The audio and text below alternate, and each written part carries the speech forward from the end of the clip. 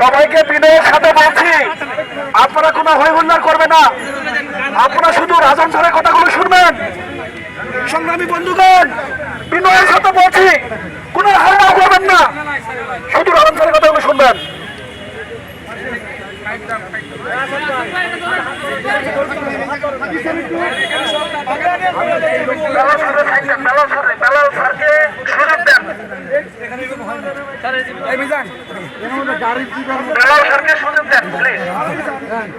আমাদের ওখানে ওই জায়গাটাই ভালো ছিল না, ওই রাস্তা খালি করতে হবে তো।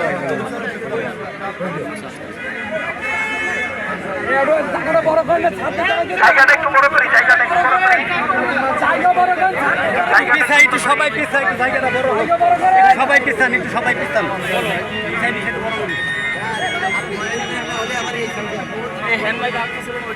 ভাইয়া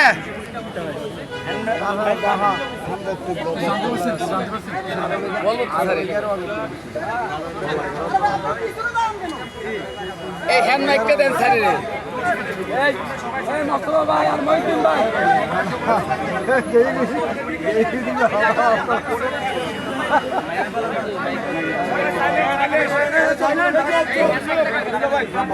হ্যান্ডমাইকটা দেন, হ্যান্ডমাইকটা দেন, হ্যান্ডমাইকটা কার? এই সারে হ্যান্ডমাইকটা আছে, হ্যান্ডমাইকটা কার কাছে? ভাইছে ভাইছে হ্যান্ডমাইক ভাইছে। এই আপনারা সবাই চুপ করেন, আপনারা সবাই একটু চুপ করেন, চুপ করেন, আমরা এখানে নিব 30 সেকেন্ড একদম বাই প্লিজ। ওকে কথা বলবে যাও। হ্যাঁ ভাই হ্যাঁ হ্যাঁ ওই চলে যাবো।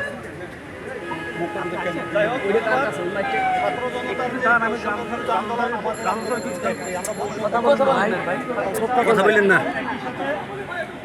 ছাত্ররা এখন যেরকম রাষ্ট্র সংস্কারের দায়িত্ব নিয়েছে, আমরাও চাই এই 47 বছর ধরে যেখানে দুর্নীতির আখড়া গড়ে তুলছে পল্লী বিদ্যুতায়ন বোর্ড, সেই দুর্নীতিমুক্ত সংস্কার করার জন্য আমরা এই পল্লী বিদ্যুতায়ন বোর্ডকে সংস্কার করার জন্য আমরা মাঠে নামছি। আপনারা জানেন যে পল্লী বিদ্যুতায়ন বোর্ড বিদ্যুৎ বিভাগ থেকে কমিটি হওয়া সত্ত্বেও তারা বিদ্যুৎ বিভাগকে অমান্য করে আমাদের উপরে বিভিন্ন ধরনের হয়রানিমূলক আচার আচরণ, হয়রানিমূলক বদলি, বিভিন্ন ধরনের শাস্তির ব্যবস্থা করতেছে।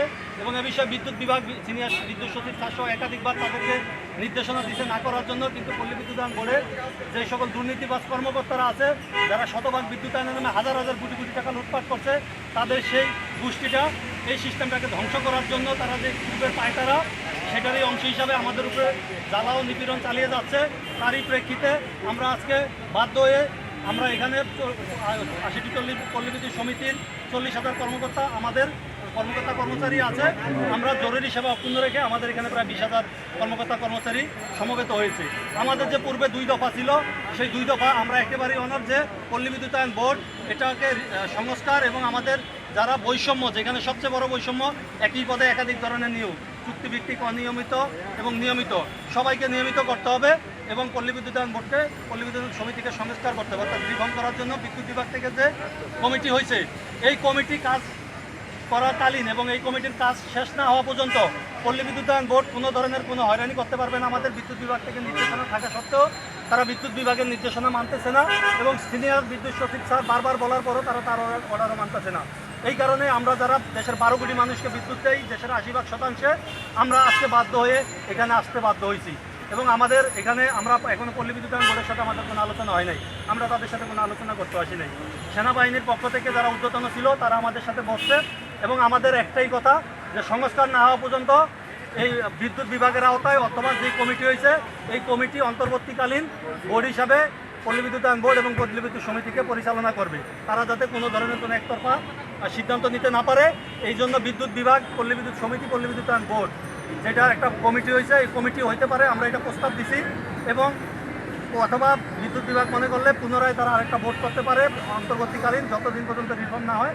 এবং এই সময়ের মধ্যে আমাদের কোনো কর্মকর্তা কর্মচারীকে হয়রানি করতে পারবে না। যেহেতু অন্তর্বর্তীকালীন বোর্ড থাকবে, আমাদের দাবি সমিতি, মন্ত্রণালয় এবং আরইবির সমন্বয়ে আপনাদের এর আগে যারা আন্দোলন করেছিলেন তাদের কয়েকজন বিরুদ্ধে শাস্তি নেওয়া হয়েছে, শাস্তিমূলক ব্যবস্থা নেওয়া হয়েছে, সেই ব্যবস্থা কি এখনো উদ্ধার করা হয়েছে না এখনো বলবো হচ্ছে? না, এখনও সবার সিনিয়র বিদ্যুৎ সচিব স্যার জুলাই মাসের 5 তারিখে আমাদের সাথে বসছে। সেখানে তার সিদ্ধান্ত যেটা ছিল সেই সিদ্ধান্ত অনুযায়ী পল্লী বিদ্যুতায়ন বোর্ড, যেহেতু আমি প্রথমে বলছি তারা সিনিয়র বিদ্যুৎ সচিবের সিদ্ধান্ত মানে না, তারা বললেন যে সিনিয়র বিদ্যুৎ সচিব স্যার বারবার বলার পরও তারা সেটা কার্যকরী করে নাই।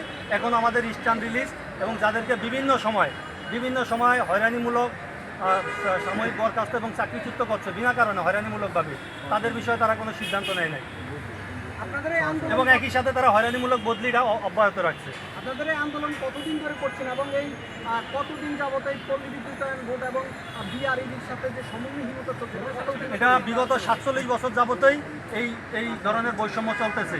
আমাদের তারা এমনভাবে নিপীড়ন করে রাখছে, আমাদের কোনো কথা বলতে দেয় নাই। আজকে ছাত্র জনতা আমাদের দেখাই দিছে। আমার কাছে গর্ব হচ্ছে ছাত্র জনতার স্লোগান ছিল বৈষম্যের বিরুদ্ধে, আমাদের স্লোগানও বৈষম্যের বিরুদ্ধে। ছাত্র জনতা স্লোগান ছিল দুর্নীতির বিরুদ্ধে, আমাদেরও স্লোগান দুর্নীতির বিরুদ্ধে। তারা শতভাগ বিদ্যুতায়নের নামে হাজার হাজার কোটি টাকা দুর্নীতি করছে। ছাত্র জনতা এখন দেশ সংস্কারের কাজে নেমেছে, আমরাও বলছি এই সিস্টেম সংস্কার হওয়া দরকার, সেটাই আমরা বলছি। এবং আমাদের আমরা মাঠে নামি মে মাসের 5 তারিখে, তারপর মে মাসের 10 তারিখে সিনিয়র বিদ্যুৎ সচিব স্যার 3 পক্ষকে নিয়ে, অর্থাৎ আমাদের 2 পক্ষকে নিয়ে যে মিটিং করছে সেই সিদ্ধান্ত তারা মানে নাই। তারপরে আবার আমরা জুলাই মাসের 1 তারিখে, আপনারা জানেন ছাত্র আন্দোলন যখন শুরু হয় জুলাই মাসের 1 তারিখে, আমরা ওইটার সাথে একসাথে নামছি। পরবর্তীতে 5 তারিখে সিনিয়র বিদ্যুৎ সচিব স্যার আমাদের সাথে মিটিং করছে, আমরা 10 তারিখে আবার মিটিং হয়েছে। সেই প্রেক্ষিতে আমরা বিদ্যুৎ বিভাগের আশ্বস্ততার প্রেক্ষিতে যে এই সময়ের ভিতর কোনো ধরনের হয়রানিমূলক কোনো কার্যক্রম করবে না এবং আমাদের যে 2 দফা দাবি, এই 2 দফা দাবির বিষয়ে আমরা স্পষ্ট। আমাদের 12 কোটি মানুষকে আমরা বিদ্যুৎ সেবা দেই, আমাদের লাইনম্যানরা দিন রাত 24 ঘন্টা শ্রম দিতে আছে, মারা যাচ্ছে, আমাদের পিসিএম মিটার রিডাররা